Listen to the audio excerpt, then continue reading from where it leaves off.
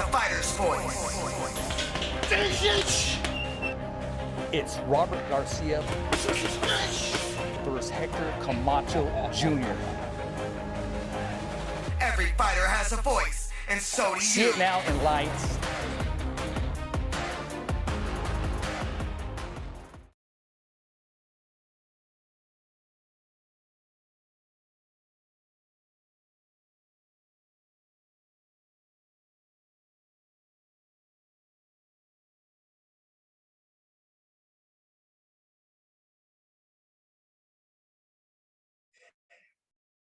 We're live here at the Fighter's Voice Kick-Ass Podcast. I'm your host, Richard Ortiz of the Fighter's Voice Kick-Ass Podcast.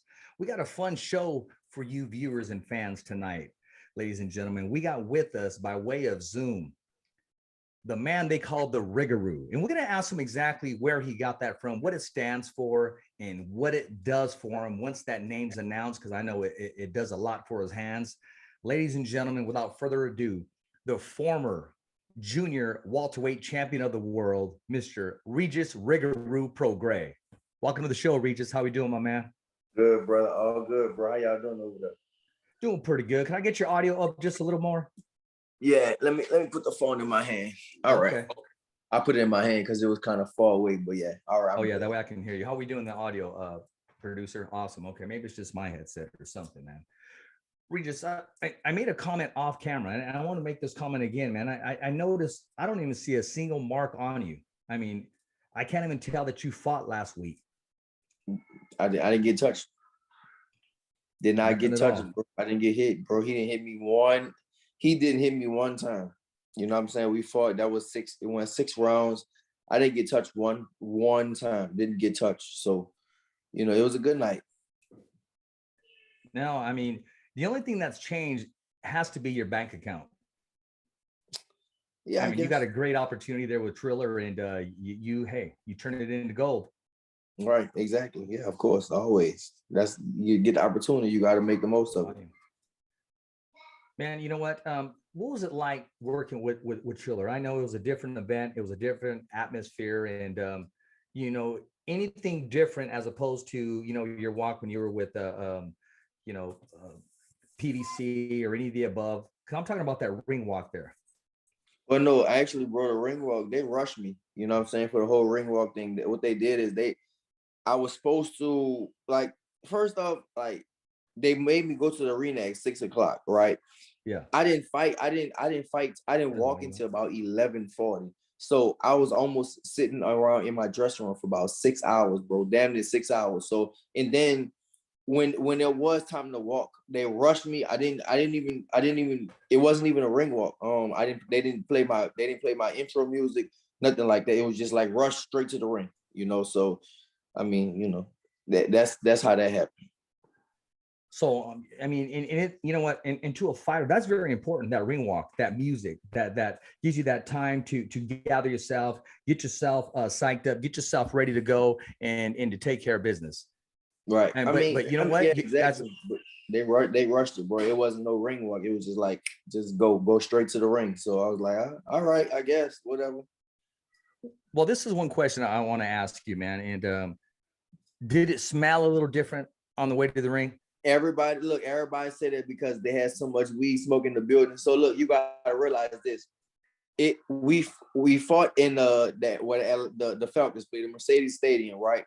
That stadium holds, I think, 100,000 people, and it was about 500 to 1,000 people in there. So whatever they were smoking, that went all the way in the air. So I didn't know, it really didn't smell no different, bro. Because I mean, whatever was in the air, it was gone. There was such a big arena. Understandable, but the true professional. My mic's too high, bro. Put that lower, please. As a true professional, you adapted, and it was taking care of business time. Yeah, of course. Yeah, I mean, I adapted to everything. It felt like a party. It was like a party environment. That's kind of how the whole Triller event was. It just felt like it was like a party type of environment. But I adapted, bro. And I was professional. I mean, for me, it wasn't a party for me. It was a real fight. So I wasn't walking around trying to meet celebrities and stuff like that. For me, it was like I was in my dressing room and I was on go. Okay. Hey, Regis, I just got a text right now. Someone's watching the show and they're asking if you could turn your volume up. They're having problems hearing you. You don't mind, champ? All right, you can hear it now. Yeah, that's a little better. All right. My mic's high, man. Whatever adjustment you made on mine, I need to turn it down. Um, you know, a lot of questions have come in, and one of the questions that have come in, and we're going to cover it later on in the show, a little higher in the show, is that big fight that's coming up May 22nd. But I didn't bring you on the show to talk about that. I brought you on the show to talk about Mr. Regis Prograis.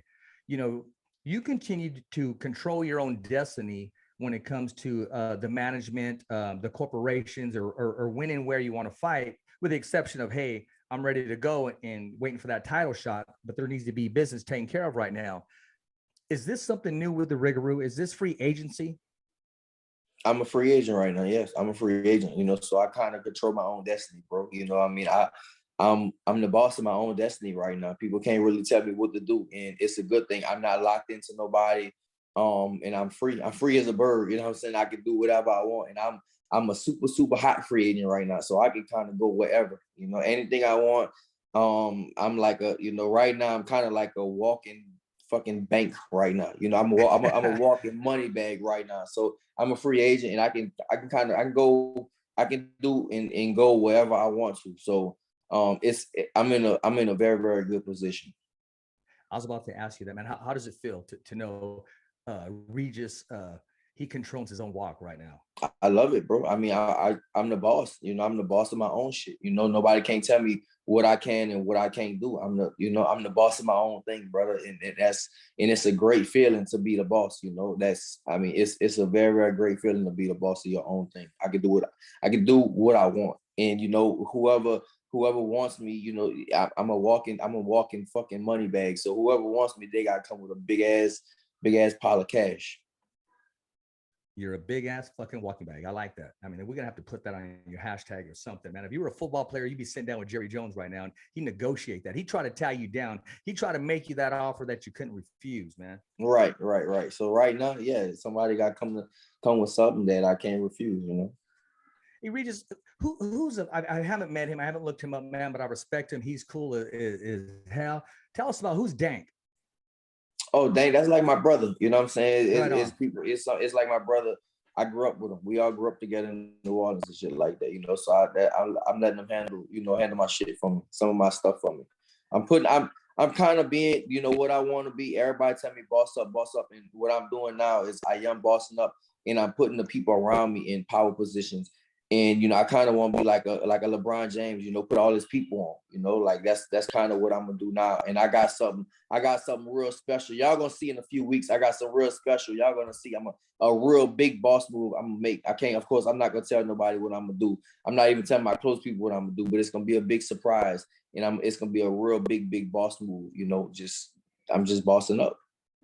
That only Regis can make.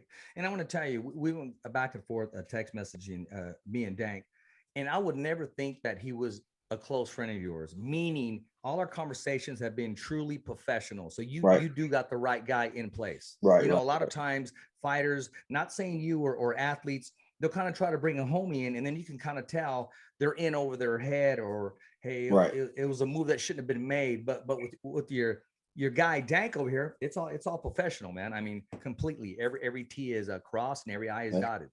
That's what's up. That's good to know, bro. Yeah, that's real good to know.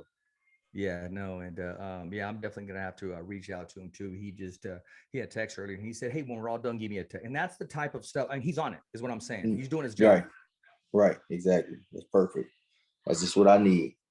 Speaking of doing their job, I mean, Regis, I mean, if you were not a fighter, I think you'd get involved in real estate or something, because you were just buying houses like crazy. I mean, you wake up one day and say, you know what, it's time to buy a house. Yeah, that's, you know what, I got, so, you know, everybody, I hope everybody has vision boards, you know, and everybody should have a vision board of the things that you want, right? The things that you strive for, the things that you want in life, you want out of life. And I have vision boards. I have a few of them in my room. And for me, it's assets, you know, buy assets. Every time I make money, I buy an asset, you know, real estate, a company, business, something like that, buy assets. So that's kind of what I'm working on now. And so, and of course, right now I'm in a position You know, well, not in a position, but I'm in the process of buying another house right now, you know, so that's what I'm gonna do. I assets and, you know, real estate, land, you know, businesses, all that type of stuff. That's, you know, I'm just being a boss. That's it. Well, I think you need to be a boss and maybe invest in a podcast. What do you think? Maybe so. Or maybe I'll do that one day too. We got room for you, man. Hey, no, but you're doing really well, man. You're making good for yourself. But at the end of the day, you want that hardware. I was looking earlier, and you had some hardware in the background, and I know that's truly a piece of you that you want back. Right. I mean, I definitely want to be a champion again for sure. You've been very patient, and I don't want to say you're in between weights, but you made a comment on last week leading up to it about possibly moving up to 147. I know it was just part of that day. You know, sometimes you wake up feeling that way. I still think you could be a champion at the division you're at now. I want to. I will. For me, I will. I definitely. I could go either way. I can go to 47 or I can go to 40. But one thing I have to do is just like I said, I got to boss up, and I have to get my nutrition in order. And I have to, if I want to stay at 140, I have to have professional help. You know, that's one thing I have to have professional help. And I started working with perfecting athletes when I was out there in Atlanta. So hopefully for my next fight, I have to do it, because for me, the things I've been doing is just, you know, it's getting harder and harder to do. So I have to get I need professional help on the nutrition side. So I need a nutritionist for the whole camp. I was about to ask, man, how did they treat you in Atlanta? Yeah, everything was perfect, bro. It was cool because it was like it was a party vibe, and it was very lenient. You know, it was good because it was lenient, but a lot of people, I think for a lot of other people, it was kind of too lenient. You know, everybody, it was like a party, bro. Like people was doing all kinds of stuff, and for me, this is my job, so I take this very serious.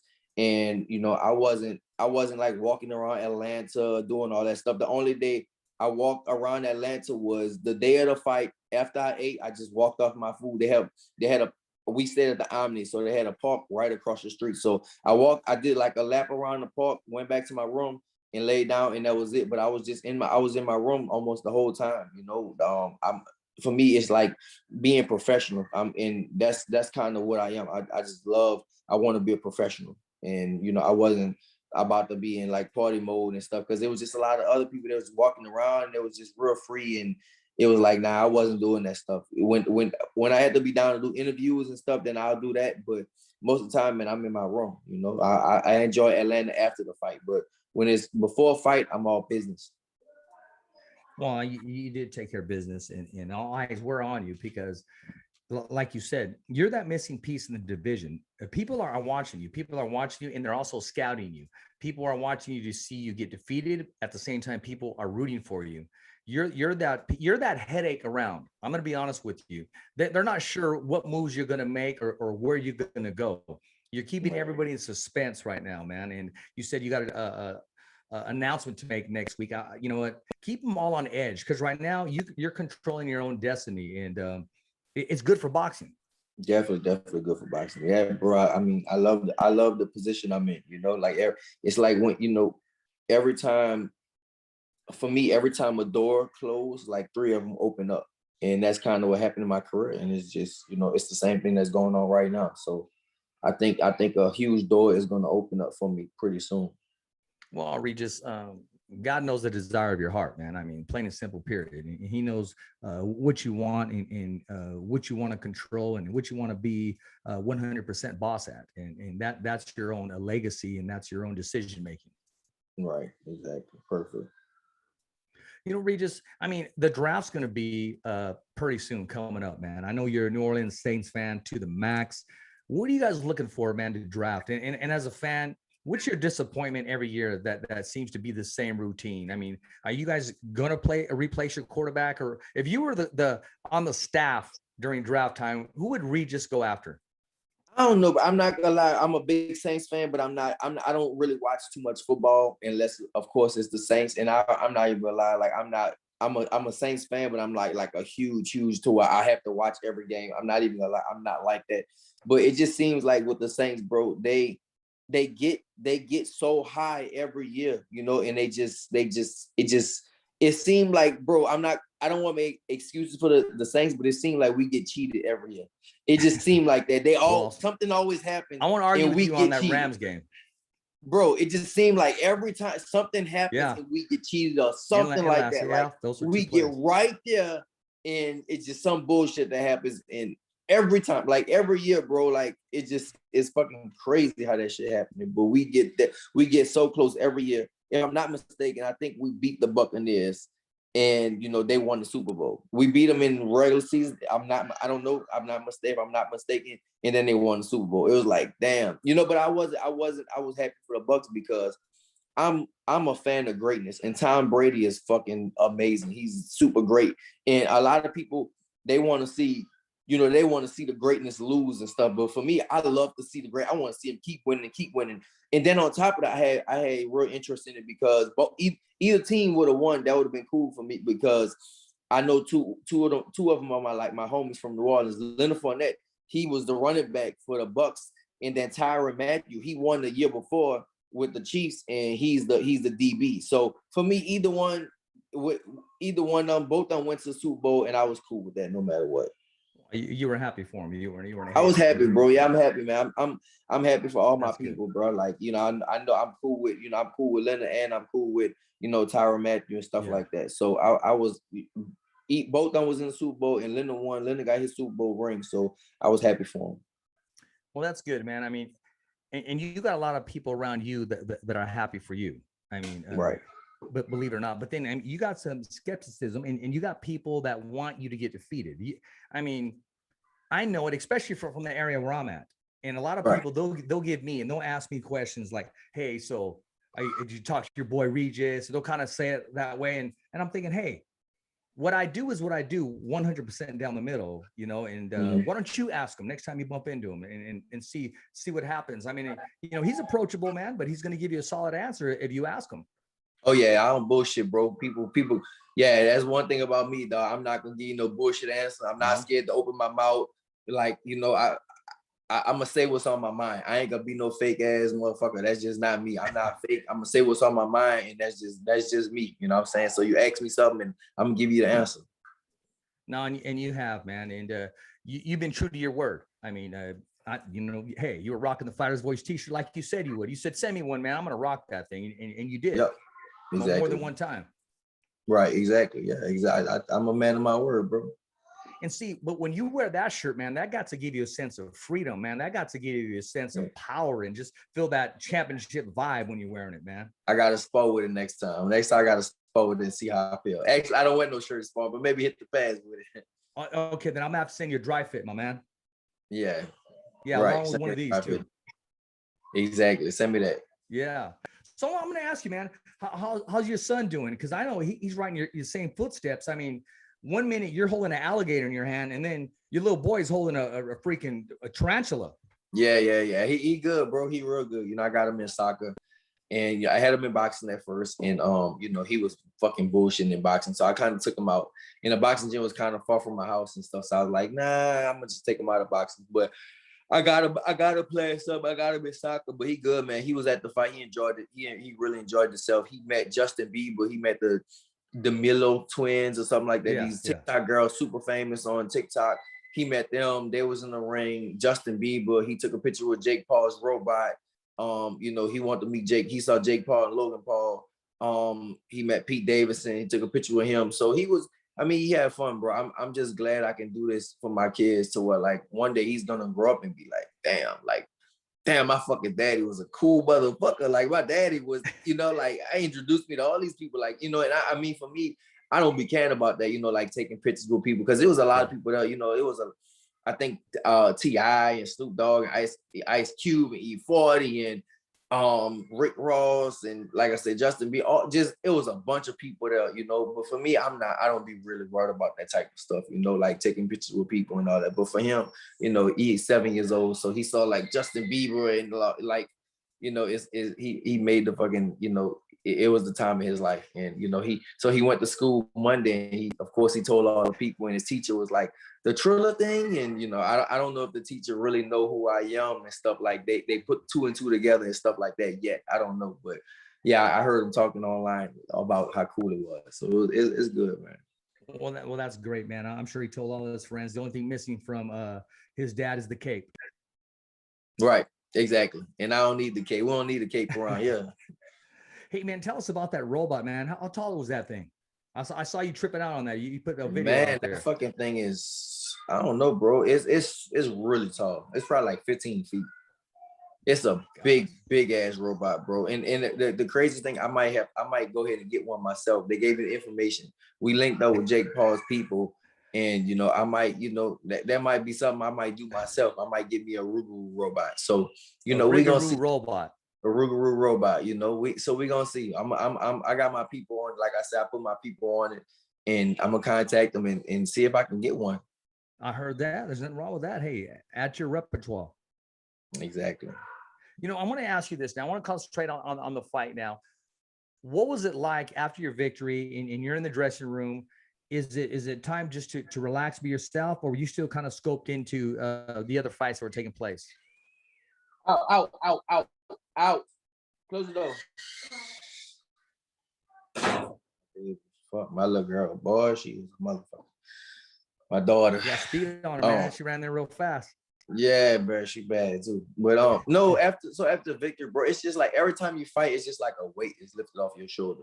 I'm not gonna lie. So my last fight, that was really like a big weight lifted off my shoulder because it's like I had, it was like a whole year I didn't fight, and then the baby, I had to get back in time for my baby and stuff. Yes. My baby was born. Yeah, we had talked about that. Yeah, so that was real cool, but it was like a weight lifted off my shoulder. But this time, I was really worried about my knockout. That was the thing because at first it was ruled a technical decision, and I was like, no, I want my knockout. I deserve my knockout. I stopped him. He couldn't continue, and that's a knockout, on my record. So after, of course, right after the fight, you talk to the people and stuff, but then you go to the back and the doctor has to check you. And after the doctor checks you, then you go pick up your check. And when I picked up my check from Peter Kahn, I was just like, bro, you get my knockout. I want my knockout on my record. I was like real adamant. I was like, bro, I have to get that knockout on my record. Like, make sure y'all work that shit out. And they was like, let's get this night over with. Peter Kahn was like, let's get this night over with. Jake Paul is fighting next. Let's get all this shit situated, and then that's what we're gonna work on. And my manager, he got it right. He got it right. And that was the main thing, bro. I was just worried about like getting my knockout because I had no doubt about winning the fight. I knew I was gonna beat Ivan, no matter what, but it was just about how I was gonna beat him. I gotta ask you, man. I mean, there has to be like a man code in boxing or something, because you did not hit him where he claimed he got hit. I mean, what does that tell you? That he just wanted no part of it? That was his way out. He wanted out. He wanted out. He wanted out. That's just how it go. He wanted out. Listen, so when did you know he wanted out? From what round on? The first round. I knew he didn't want to be after the first. Because look, bro, like, so me and him sparred, right? So we sparred together, and when I was living in LA, we sparred together. And when we sparred, I was hitting him with a lot of shit, but he was hitting me back. I'm not even gonna lie. He was hitting me back, but I was hitting him with a lot of shit. That's how I knew how easy he was to be hit. And in sparring, sometimes I like to walk people down. I don't give a fuck. I like to fight, and that's just how I am. But in the fight, I changed it around. I can be slick. That's what people don't realize. I can really be slick. I don't have to get hit at all. I can be slick, and I have a lot of fucking speed, so I can be slick and I can be fast. But I like to go out there and fight. So when I went out the first round, I just was slick, and he couldn't touch me. I mean, he didn't touch me the whole fight, first off. But after the first like 2 rounds, he was like, damn. He probably was like, damn, I really can't hit him. Like, I can't hit this motherfucker. So what am I gonna do? And so it was just about me hitting him. That was it. He knew he couldn't hit me. So it was just about me, tagging him and shit like that. And so those later rounds came. At first, I was just slick and boxing them and being slick and, catching them with a 1-2 and catching them, with just fast shots at first. And then as the rounds went on, I started to break them down and I started to put the power in them. And, that last round, right before, right when I came out for the 6th round, I told my coach, all right, I'm going to start walking them down now. Like, I'm going to start beating them up. And that's when he, did what he did. Well, you know what, Regis? There's going to be a big fight taking place. And I know you're going to be tuned in, man. I know you're going to be tuned in. If not, you're going to be at the fight. Are you gonna be at the fight? I'll be at the fight. Most likely, yeah. I'll be at the fight. I'm ready to put my requesting for my ticket. So most likely I'll be at that fight. Okay, well then I'm gonna see you at that fight because I plan on going down there to cover the fight. Right. Now, who is Regis pulling for, or are you sitting back and just saying, okay, I made I'm just sitting back. I'm what's sitting gonna back. happen? Whoever wins, and I'll get the winner. I think that, listen, bro, like I think that me and Josh Taylor have to fight. Win or lose, me and him will fight again because we had too close of a fight, in his country. If it was in my country, I would have won that fight. But in that, it was too close of a fight. So I definitely think that me and him will fight again. But listen, if Jose wins, then I'll fight Jose. I'll fight Jose Ramirez. I just don't like right now. That fight is a big fight, and I don't like. They're not even promoting it. Who the fuck knows about it right now? Nobody knows, bro. Like it's. I'm mad at. I'm not even fighting, and that's enemies of me. Not enemies, but you know what I mean. Like those, I would want to fight those dudes one day, but they're not putting no promotion behind it. They're not putting anything. Like who I don't know. Like why is ESPN and why is Top Rank not putting promotion behind these fighters? Like I don't know why. That's a huge fight that's about to happen, and it's like people don't give a fuck about that fight. Nobody's talking about it. I see people posting on Twitter and I see people posting on Instagram and stuff, but why is big promotion not behind it? I don't know. I agree. I mean, a lot of other fights are made and announced. You see them on every other commercial and any other sports event. I mean, constantly. You'll go down to the store to buy some beer, and you'll see the poster right there. You'll see the cardboard cutout. Right. But I know both men are doing what they need to do to prepare themselves, and I'll get into it a little bit. I went to go visit Jose at Robert Garcia's boxing academy. I'm going to shy away from this right now because we're going to end it with where we want to go with your decision and why. But I want to ask you about a fight that's coming up May 1st. I mean, it's kicking off the month of May, and we're talking about the Destroyer, Andy Ruiz, taking on the Nightmare, Chris Arreola, two heavyweights, man. And what's your whole take on this fight? And what's your take on the tremendous shape, not just Andy getting in, but also Chris Arreola? I mean, he shedded some weight and he's looking good. Right. I mean, I think that's a great fight, bro. Like, I mean, Andy Ruiz looked like, he's back focused again. He was the first heavyweight champion. Chris Arreola was supposed to be the first, I say heavyweight champion, the first Mexican heavyweight champion of Mexican descent. Chris Arreola was supposed to do it. He just always fell short, and Andy Ruiz actually ended up doing it. So I think that's a real big fight. I think it's definitely a good fight, but I will root more for Andy Ruiz because of his age. I think that, age-wise, I think that, he's going to pull it off. Do you think it's going the distance, or it's going to be a decision, or do you think it's going to be a stoppage? I think it's going to be a stoppage, bro. I think Andy Ruiz should be able to stop him. Now, when a man loses a lot of weight like that, does it affect him, especially at heavyweight, or does it help him in order to be more agile? At heavyweight, I think it'll help. I think at heavyweight, it'll help with his stamina and stuff like that, because it was a lot of like fat on him, so it wasn't like it was muscle weight. It was a lot of fat on him and stuff on Andy Ruiz. Either both of them. I think both of them had a lot of excess, fat on them. So I think that it'll help him. Losing that weight is gonna speed him up, and it's gonna help him. Regis, you don't care, huh? You call it the way you see it, huh? I mean, we had to be honest, right? We had a conversation one time, and I said, you motivated somebody, but don't say nothing. You go, I got you. But you did. You did. Yeah. Right. On the comment you made. But it was all good, man. But that was a real comment. So that's May 1st. That's gonna be taken care of. You got another little fight, and we know exactly the way it should go, but do you see any changes? Do you see any adjustments? Do you see any hangups that can put a little tarnish on the expectations of Canelo winning that fight?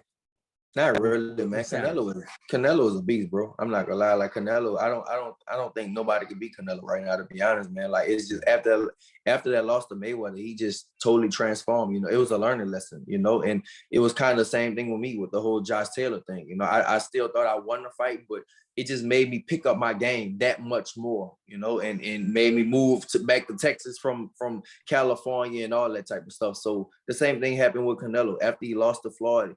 It made him just that much better. They say it's no losses in life, it's only lessons, and that's definitely true for Canelo. You know what? I said this before. I think Canelo's 2 inches away from being heavyweight champion of the world. What's your take on that statement? Nah, you're tripping. Nah. You can't see him being another Mike Tyson sort of fighter. No. I mean, listen, these heavyweights are fucking giants these days. I was about to say with the right heavyweight. I'm not talking about a big Klitschko or a Tyson Fury. I'm talking about, Yeah, I'm saying, but who got the belts right now? Yeah. You got to look at who got the belts, like shit. Is only what Tyson Fury and fucking Andy Joshua got the belts, and I definitely don't think he could beat any one of those guys. They just too big, bro. The heavyweights are giants these days. Back in the day, you talk about like Jack Dempsey and all of them. They was like Joe Louis and them. They was little. They was all small, like 205 pounds. These heavyweights these days, fucking Tyson Fury Rocky Marciano, 180 pounds. Yeah, Rocky Marciano. They was little. They was little guys. But these days, these fucking heavyweights are giants, like Lennox and Klitschko's and Tyson Fury and Deontay Wilder. These are fucking giant men, so I don't, Canelo, man. I was thinking more of like when Roy Jones moved up and was just able to be agile. Against what, John Reeves? Yeah, against somebody like that. Yeah, he fought the right fighter, I believe. Yeah, of course, the right one. Of course, you put the right one in there, but the ones that has the belts right now is Fury and Andy Joshua, and I don't think he. Of course not. Nah, I wouldn't even. Nah. You know what I like to call Tyson Fury? The Larry Bird of boxing, because you see this guy, you see Larry Bird when he played, and you're thinking, oh, I'm gonna take this guy to the hoop. Who is he? And before you know it, he's playing D on you, and he's stealing the ball from you, laying it up, and winning championships. Right. Yeah, Tyson Fury is a beast, bro. He should be. I think for me, he on like the pound for pound list, bro. Tyson Fury is just for a big guy, so big and to be so agile. I mean, it's amazing. It is amazing, and just the charisma that he has, and he has that it factor, like that Conor McGregor. Right, exactly. Well, you know what? A lot of those guys from the UK, they all have that. I'm not even gonna say the it factor, but they all are very charismatic, and they all big shit talkers. Just all of them. That's just how they are. From the UK, those dudes are. They first off is the accent, but most of them just big shit talkers. That's just how they are in the UK. You know what? One of the strongest promoters around our area, and soon to be worldwide. I mean, he's working his ass off. Rick Morigian. He said Regis Prograis, bar none, promotes himself from day one. Of course, like you got to, bro. I mean, and now it's gonna be even more. At first I promoted myself because I talk and I back my shit up. That's one thing about me, bro. I'm gonna talk all my bullshit, but I'm gonna back it up. I bust my ass in training camp. That's one thing I'm gonna kill myself in training camp. I'm gonna give my all in the fight. But yeah, man, you just gotta promote yourself. And one person that made me really realize that is sad to say, is somebody like Adrian Broner. He said it. He was like, man, we fight 2 or 3 times a year, and then the rest of the time, what are you doing? Where you at? You got to promote yourself. The promoter's not gonna promote you. They're not gonna promote you except when it's fight time. So you gotta do your job and promote yourself. And that's more what I'm doing now, promoting myself and hiring different people and marketing and just doing all these different things. You got to promote yourself. And I tell any of my young fighters coming up, bro, invest in yourself, promote yourself. You got to pay taxes. Take that fucking dollars, take those tax dollars, invest in yourself. And, that's what I'm doing. Well, you're doing a great job, man. Listen, I'm going to run through some of these questions for you. Gotcha. And one of them is from Rick Morigian. He said, you know what? He said, Richard, tell the man I said hi and that he's doing amazing. And, he appreciates your friendship and going back and forth on social media. Right. Exactly. That's cool, bro. I'm doing, you know what I'm doing something? Tell him I'm doing it. My mom said she wants to. What's she doing? Bring the baby to me then. Bring her something. Yeah. That's your clone right there, man. Yeah, that's my little baby, bro. Oh, that's your clone, exactly. And he's a daredevil in his own right. I mean, I still refer when you put him in that little basket and he started going all the way down the stairs, man, like a roller coaster. Right. Yeah, he don't care, bro. My fucking kids are crazy. A lot of people are asking me today, hey, ask him about that incident in Big Five. And I know we talked about it before, man. I mean, you were in Big Five, and I'll let you get your baby. Let me get this girl. All right. There you go. All right. Close the door, Khaleesi. Close the door for me, please. Thank you. Yeah. you were in Big Five. Did you walk up to the gloves? The gloves were there. What made you guys put it on, put the gloves on and just start going at it? Yes. All right, I got it. Yeah, I got it. She gonna say about that. Yeah. No, that was me and my partner. In Big Five, that was me and my partner, bro. We was like, yeah, me and my partner, we was like, fuck it, put the bitches on. And that's like my cousin. That's the same thing like Dank. That's like one of my brothers. So we all grew up together when we was like kids and shit. Like I've been knowing them dudes over 20 years. So, you know, me and him, we fucking goofy and was like, we put the bitches on and we just started fighting in Big Five. I remember he hid by one of the little setups there. Try to sneak that little right hand on him. Yeah, motherfucker, he tried to sneak me. He hit over there and tried to sneak me and shit. He didn't want that body shot though, that when you touched him. Nah, I hit him, that motherfucker folded. Yeah, he did.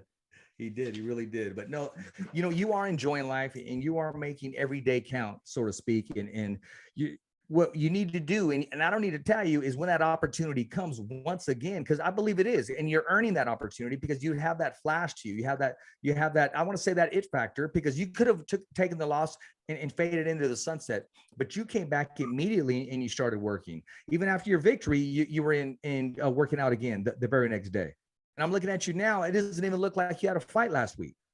Exactly, bro. Exactly. Yeah, bro. I mean, that's kind of what I do, bro. It's a lifestyle, bro. Like I told you when I was living there, I moved to LA, you know, I've been here for a while and I moved to LA. And, you know, it was just, for me, it was just like a big mistake, you know, just living on vacation and living free and all that type of stuff. But I came back here and I'm focused. I'm back focused again. You know, I'm back around my team and I'm back focused and I live in training camp. That's one thing. Like when I'm here, I train every day, you know, besides like, of course I fought a week ago. So right now I'm just doing family stuff, you know, all the stuff with the family and stuff. But, you know, after I'm done traveling, I'm right back in the gym. I'm literally I live in training camp. Regis, and you also went through a bad experience, man. I remember, I mean, it was snowing in your house. I mean, it was snowing outside, but inside your house, it started, I mean, there was just water everywhere. Yeah, the pipes bust, so we fucking kitchen flooded. Yeah, shit was crazy. Yeah, the pipes bust and shit. Because, you know, I'm in Texas. We in Texas. So our like fucking pipes and shit is not meant to handle snow and that much cold. So, you know, when it got that cold here, bro, like it bust the pipes. And I was laying in my bed one day and I just heard the water just running. I got up, I thought the water was coming back on, you know, because the water, we had to shut the water off and stuff because of the pipes. And I thought the water was, I was like, all right, it's coming back on. I heard it. Man, I fucking got on my bed. The whole kitchen was like flooded. Like, oh, fuck. Deal with this shit. I can imagine. I mean, the whole family was kind of set back by it, but you turned it into a positive, man. You said, everybody, look at my kitchen, man. Yeah, like look at it, you know. But listen, I wasn't the only one, bro. It was a bunch of people. You know what I'm saying? One of my neighbors and shit. He had a bunch of houses that, you know, they got fucked up. So you look at, I just had one of them that got fucked up. He had a bunch of fucking, you know, rental houses and shit that got all fucked up. So yeah, bro, I was, you know, it is what it is. That's all. Yeah, and now it's behind you, man. And now you're on the Fighter's Voice and we're talking about it. Right. Listen, this is I don't want to say it's a surprise, but check this out. Robert Garcia from Robert Garcia's Boxing Academy, he said, let Regis know I said congratulations on his win. Oh, tell him I said thank you, bro. That's what's up, brother. Thank you. That's cool. You know what? Robert is cool, bro. I mean, in the boxing world, the fans think all of us are enemies. And we are to a certain extent, but we're not at the same time. Like I was on the phone with Morigian. You know, I was on the phone with him and shit like that. And yeah, take it.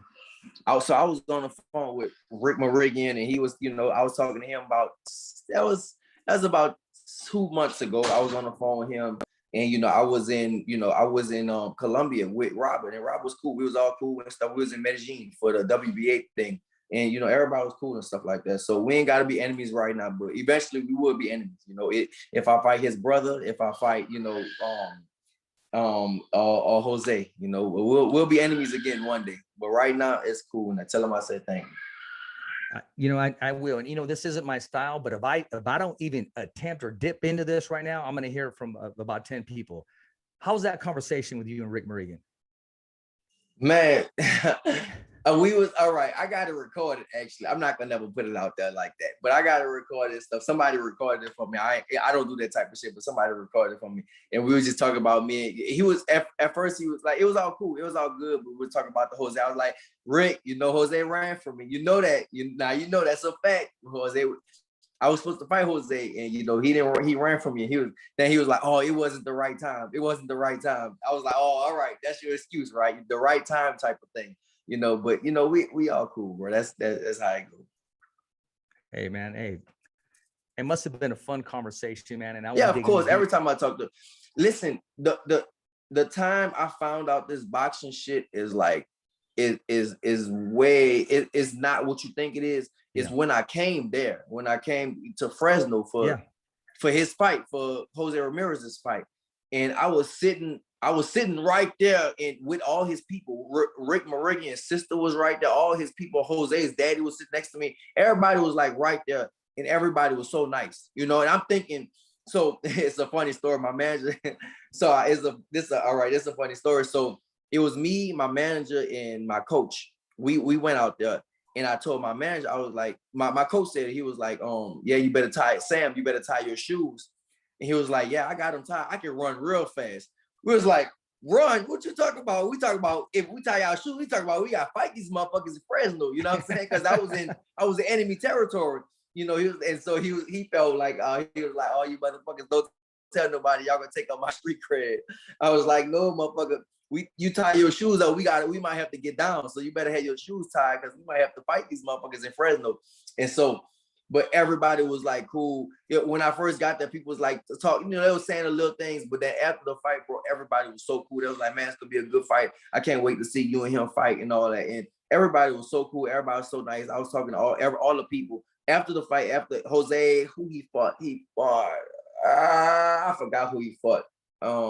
Anyways, he fought one of the dudes. He dropped him a few times, but the dude end up going a distance with Jose.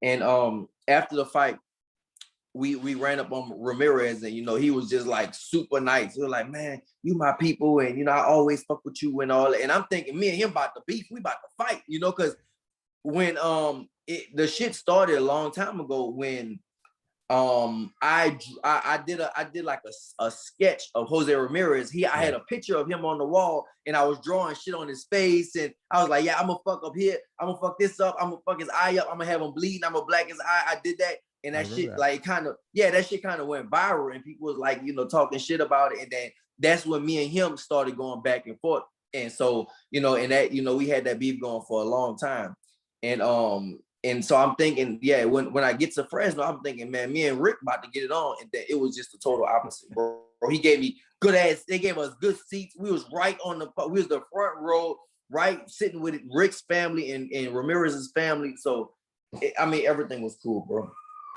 You know, you guys even took a picture together inside the ring. Yeah, we took a picture. And the thing is, bro, like all these boxers are so fucking nice. I need somebody rowdy like me. You know, that's why I need a rowdy motherfucker like myself that's gonna talk shit and don't care what they say and stuff. Man, Ivan Raket's one of the nicest fucking. He's a crazy motherfucker. Don't get me wrong, he's a little off, but he's a nice guy. Like him and his wife, his family, they all nice. What do you mean he's a little off? What dictates that? I mean, what means he's a little off? What makes you say that? He not all the way there. You know, just saying a screw is gone. So one of his screws ain't there, basically. You know, like he's just a little. I'm not even gonna say off. We like a little weird, you know, like just a little weird, you know. And I don't know if it's because of the language barrier, you know, he don't really speak English. So I don't know if it's because of language, but he's just a little weird and stuff like that. So I'll say he a little off. But his wife is super fucking nice. And get to Jose, you know, Jose.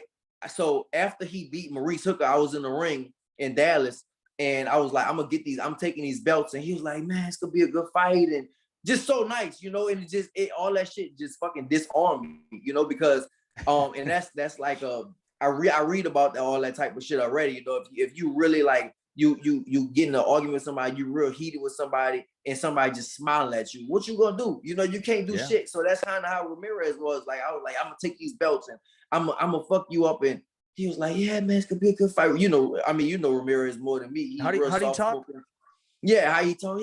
Yeah, champ, it's gonna be real good. You know, like just real soft spoken and don't talk a lot of shit. And and it's like me, I'm the total opposite. I'm rowdy, I'm gonna talk shit, I'm gonna be loud, and I'm a fucking ghetto and shit like that, you know what I'm saying? So yeah, bro, he just totally disowned me. So it's like you can't even talk shit to nobody like that because they're not gonna talk shit back to you. You did a great impression, man. I mean, you really did. I mean, you almost had that accent in there. Yeah. Almost the Mexican accent, yeah. I mean, Jose's my people, man. I mean, his dad's my people. His whole family's my people. Right. And a lot of people, they'll say that. So they'll shy away from an interview from a Regis Prograis. They'll shy away from an interview from a Josh Taylor, who we supposed to be doing something the week after. They'll shy away from Joshua Franco's people, but they'll shy away from an interview from Andrew Maloney. I don't. I embrace it. I mean, this is the fighter's voice worldwide, not the fighter's voice worldwide in Mexico. It's worldwide. I'm keeping it real. I'm keeping it as real as you are.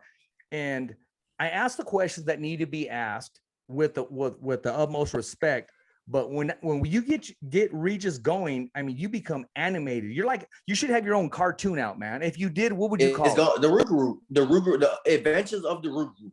And that's, bro, you fucking read my mind because I'm going to have that one day. You know who inspired me? Mike Tyson. Mike Tyson had his own cartoon. Yeah. I watched them. I had the DVDs, bro. So I watched them. Me and my son watched that shit. It's a little more for him because, they curse and do all kinds of shit. But I watched them, bro. And I definitely want a cartoon one day for sure. It'll be fire. Well, when we watch that cartoon, man, and one little sketch, it got to be a thumbs up for Richie, man. And I'm going to make sure I record that and, plaster that all over. Right. Nah, Regis, I mean, you know what? You're enjoying life. You're having fun. And I'm glad I was able to bring something out of you that hasn't been brought out before. And you're enjoying yourself, man. And I can tell you're fun to be around. A lot of people, when I tell them, I know who he is, and we've spoke and we've had on numerous shows, but I never overstay that welcome. I never cross that line and say, oh yeah, we're homies, and he calls me. No, I'm not. Hey, it's a professional the way we address each other. And but people constantly ask, hey, ask him about this, ask him about the alligator, ask him about the car, or how come he doesn't really flash cars? What kind of shoes does he have? And here's one that I will ask, because I got two of them that said this. What kind of cologne do you rock? Creed. I got Creed in there right now. Gosh, man. That's the expensive shit. That Creed, that's the good stuff. It's like, I mean, they were even hesitant to let me smell a sample. Yeah, that motherfucker expensive. Yeah, I got Creed in there. Yeah, which bottle? The $1,200 bottle or the $600 bottle? I got the 600. I ain't get a 12. Bottle? Yeah, the $1,200, the one I'm talking about. It's that one in that case that's locked up. I know you're talking about. Yeah, of course I know. I got the 6. They was like, you want this one or this? I was like, yeah, I don't need that one right now. Give me the $600 bottle. Oh, shoot! Even then, that's what time it is. Right. This is coming from Charles Tremblay, who is the speed and agility, strength and conditioning coach of Jose Ramirez. And now he's working with Mikey Garcia, along with Virgil Ortiz and Jesucito Lopez, and I believe Joshua Franco. He said, tell him I said, a nice win, congratulations. And I think him and Mikey would be a great fight. I think so too. I'm a free agent, brother. We can do it. I'm a free agent. I can do it. We can do it. So like I said, right now, I don't know what's on the table. But I think a huge fight for me is on the table right now. So I think if Mikey, maybe that can happen. It's definitely a big possibility. Me and Mikey can happen, or whoever. So I think that'll be a great fight too. So I'm welcoming all that. I can see that happening, man. I really can. This is coming from Ricky from Boxing Vitals. Ask him, is he going to be working with Trilla again? And if he wants a crack, of course, we already answered this one, of the winner of Jose Ramirez, Josh Taylor fight. Right. Of course, I definitely want to crack at the winner of them. With Trilla, yeah, I'm a free agent, brother. I keep saying I can do whatever. I can go wherever, and it seems like right now Trilla's throwing out a fucking shitload of money. So, yeah. Hey, whatever is the best opportunity. My manager, he's working, and I can do anything. So if Trilla wants to come back again, I'll do it. I'm with it. Okay. May 22nd. The prelims are all done. The co-main's done. They got the walkout. I don't know who's coming out first, Josh Taylor or Jose Ramirez. They're both in the ring. The judges are being announced. I mean, the lights are going dim, and they're getting ready to announce each fighter. Each fighter has been announced. That first round rings, ding. What happens in that first round? Who dictates the pace? What happens? Honestly, I think Jose might come out stronger. I think at first he might come out faster, but I think then Josh Taylor is gonna. I don't know, man. It's hard to say because Jose came out. He came out a little slow against Hooker, but then he caught up to him later. And I don't know, bro. It's gonna be. I can't wait. I just really can't wait for. I'm not gonna lie. I can't wait for the fight. I definitely want to go. I can't wait for the fight. But I got Josh Taylor winning. I know y'all might disagree with me, but I think Josh Taylor's gonna win. But it's gonna be a hell of a fight, bro. I don't think it's gonna be an easy fight for either man. I will say that. I don't say that either. I don't think it's gonna be easy for either. I think Josh Taylor should be able to win, but I definitely don't think it's gonna be easy. Hey man, drop some news on us, man. What does Jose need to do to be effective that night? You know what? I think just stay busier, stay busier. And what Josh Taylor did on me, and it worked, is he leaned on me a lot. He was the bigger man, and he leaned on my back and stuff like that. And coming out of it, I couldn't hit, he'll hit me out of it and stuff like that. But what he need to do, I think just try to outwork him. That's the main. I think I know he's good. That's it. That's in his head, is just try to outwork him. But at the same time, he could surprise him, bro. He could try to outbox him, bro. I was outboxing Josh Taylor really easy those first 4 rounds, and then we just start fighting. I was just like, fuck it, let's fight. And it played against me basically, so I should never did that. But I think that Josh Taylor, he definitely could be outboxed because he's big, he's strong, and he wants to hit you hard and stuff. But he could be outboxed, but at the same time, I think Ramirez, he'll have to keep his head moving, and move his feet also, and get in. I think get in, hit, and then get out, and don't try not to stay in there. What about Josh Taylor? What does he need to do to neutralize the body attack of Jose Ramirez? He just got to pop the jab, bro. And I think that's what he's gonna do. That's the thing he's gonna work on. He has to. Well, Ramirez, and I know people. I might rub people the wrong way in Fresno, but I think for me it'll be an easy night with Ramirez. I'm not gonna lie, because with him, he has trouble. He has trouble with boxers, good boxers, and he has trouble with southpaws. Now he's gonna keep coming. He's gonna keep coming strong. But Zepeda, he was outboxing him. Zepeda got tired. Everybody know that. And Postal, that was, he was hitting him with a lot of shit. He was outboxing him too, So if Josh Taylor can do those same things, if he can fucking keep him out with that southpaw jab, and he's long, he has a long jab also. And then when he comes in, you hit him, pop out, hit him with an uppercut or a hook or a straight left or a body shot, and then just get out of there. Then I think he should be able to beat him. But I think if he'll play into Ramirez's hands if he goes in there and just tries to like fight him on the inside the whole time too. Regis, in 15 seconds, man, tell us, what can we expect from Mr. Regis Rigorou? Excitement, brother. Excitement. I'm gonna be me. I'm real as it fucking gets. Excitement. I'm excited. I'm one of the most exciting fighters out there right now. And the realest, definitely one of the realest. And big fights. And I will be a champion again. I definitely gotta be a champion. Either if it's at 140 or 147, I'm gonna be a champion again, bro. So I'm busting my ass every single day. I train my ass off, and I just want to be a champion again. That's what I'm gonna do. That probably wasn't 15 seconds, but it's okay, my man. It's okay. Regis, appreciate your time, man. And it's always a pleasure having you on the show. And we're going to be coming back Tuesday with Simplify, Jamal Herring. And then Thursday, we have the Avenal Kid, Mr. Jose Ramirez. The week after, we're working on Josh Taylor here on The Fighter's Voice. Remember, right, Regis, every fighter has a voice, and so do you. It's a wrap. Enough said. Thumbs up for Richie. All right, brother. Thank you.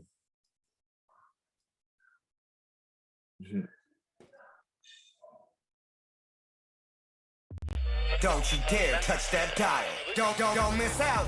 Now you can listen to the Fighter's Voice podcast radio show on Spotify, iHeartRadio, Apple Podcasts, TuneIn Radio. For the hottest and latest in sports and entertainment, exclusive interviews with the biggest names in the sport of boxing and MMA. New show, new topics, new look, bringing you the latest news. Every fighter has a voice, and so do you. The Fighter's Voice.